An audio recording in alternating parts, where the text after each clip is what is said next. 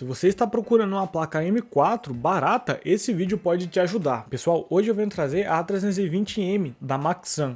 Uma placa-mãe para M4 que tem uma construção simples, porém ela tem muitos recursos de placa-mães medianas. Claro, sem custar um absurdo. Como vocês podem ver, é uma placa-mãe que tem uma construção bem simples. Aliás, o chipset A320M é um chipset AM4 de entrada. Mas como ela é a AM4, ela surpreende com alguns recursos e funções. E aí pessoal, como vocês estão? Tranquilidade? Meu nome é Hugo e hoje nós vamos dar uma olhada nessa placa-mãe A320M da Maxxam. E nós vamos falar um pouco da marca, um pouco da construção da placa e também vamos falar da capacidade dela suportar processadores medianos. Na verdade a gente vai ver se ela tem capacidade para suportar. Mas antes disso eu peço que você deixe seu like, se inscreva no canal e ative o sininho, porque nós vamos ter conteúdo toda semana, fechou? E eu acho que é isso, bora dar uma olhada mais de perto na placa e ver quais funções que ela possui. Então pessoal, começando com as conexões traseiras da A320M, ela tem duas conexões PS2 para mouse e teclado mais antigo. Ela tem uma saída VGA, o que eu considero estranho porque ela foi projetada para M4, mas eu considero um ponto positivo, ainda mais para quem tem monitores mais antigos e como quer migrar para M4 e agora não tem condições para comprar um monitor melhor, é um ponto a ser considerado. Ela tem uma saída HDMI, o que é bom para quem for usar processadores com vídeo integrado, e mais abaixo temos duas USB 3.1 e duas USB 2.0. E também temos uma saída RJ45 de até 1000 megas, o que quer dizer que suporta internet de até 1 GB de velocidade, o que é muita coisa. E também temos três saídas de áudio comum, de microfone e fone de ouvido. Na parte frontal temos muitas coisas, mas as primeiras que mais se destacam são os slots de memória RAM e a conexão PCI Express. No PCI Express temos o PCI Express 3.0 e temos dois slots de memória RAM que suportam até 32 GB, ou seja, 16 GB em cada slot. E as frequências suportadas em estoque são 2666 MHz e em overclock pode chegar até 2933 MHz. E como vocês podem ver, a gente não tem dissipador nos VRMs, então temos 3 VRMs para alimentar os núcleos do processador e 2 VRMs, um para controlar a tensão das memórias, ou seja, o módulo controlador de tensão, e um VRM para alimentar a Vega, ou seja, caso você tenha algum processador com vídeo integrado, é ele que vai ser responsável por alimentar a placa de vídeo do processador. E aqui em cima também temos uma conexão de 4 pinos para poder alimentar a placa. Na parte inferior da placa temos uma conexão M2, mas no anúncio estava dizendo que ela é uma conexão M2 SATA e não M2 NVMe, o que quer dizer que a gente ficaria limitado aos 500 MB de leitura e escrita. E aqui embaixo a gente tem um PCI Express X1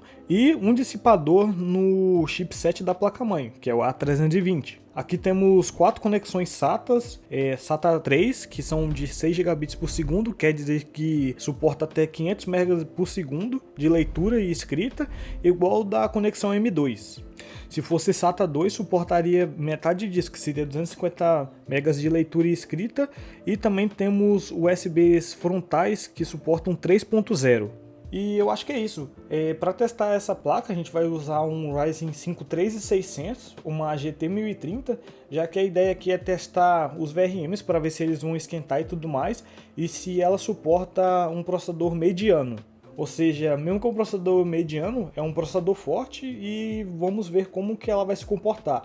Acredito eu que ela vai suportar, porém vai ser o limite também. Acredito que o limite dela seria um Ryzen 5 5600G, já que se você olhar na loja onde eu comprei, vai ter alguns kits com um Ryzen 5 600G e essa é a placa-mãe. Mas eu acho que é isso, bora lá ver como que ela vai se sair na prática.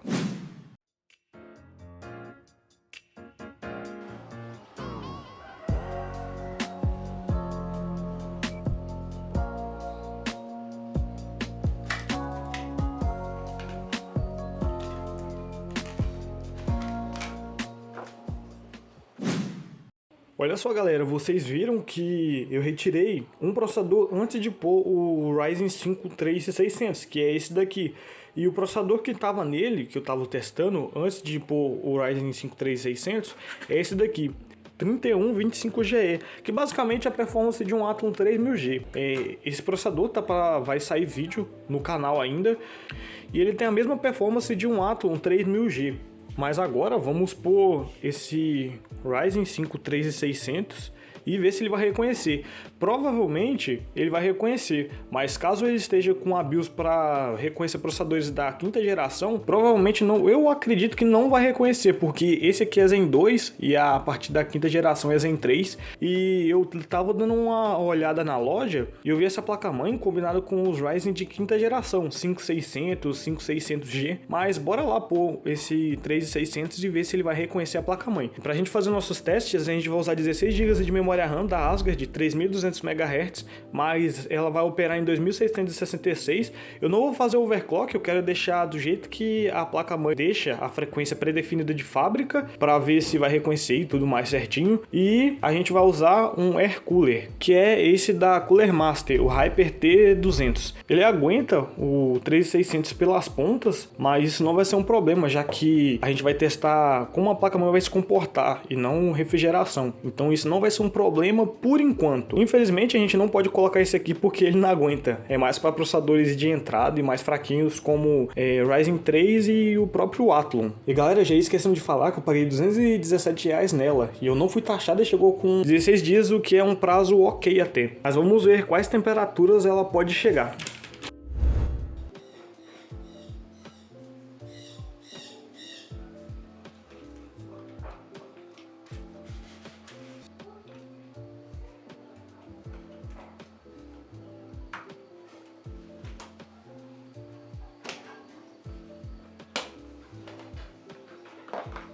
E como vocês viram na montagem, terminando com o nosso setup que a gente foi montar aqui, a gente tá com a fonte da EVGA 430 watts, uma GT 1030 só para dar vídeo, e eu acho que é isso aí. E eu esqueci de falar que a gente tá com um HD de 320 GB também para o sistema e tudo mais. A gente não vai precisar pôr jogo, coisa assim, só aplicativo para estressar a placa. Eu acho que é isso aí. Bora dar o primeiro boot.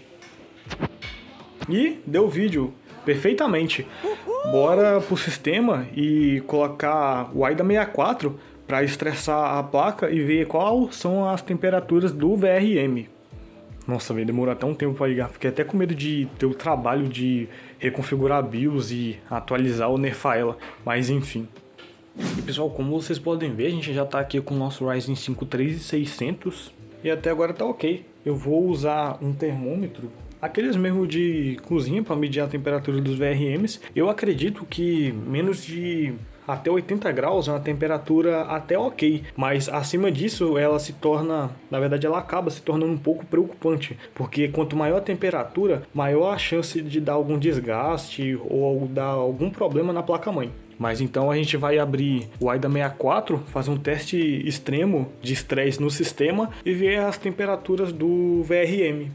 Claro que a gente vai ver se vai dar algum throttling de VRM ou algum de temperatura e tal. E o cooler já aumentou a velocidade da rotação e vamos esperar um pouco para ver até qual temperatura vai chegar. Até agora bateu 55 graus. Vamos esperar mais um tempo para ver se vai aumentar mais a temperatura ou vai ficar em torno dessa temperatura aí, de 55 graus.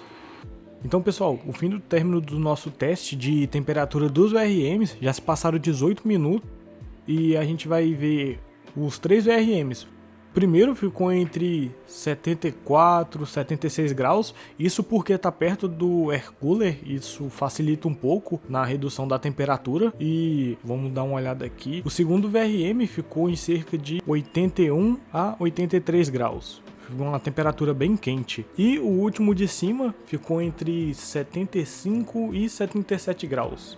Já o controlador de memória, temperatura bem fria, tá? Menos de 55 graus. E aquele outro VRM que controla o gráfico integrado ficou com menos de 57 graus também.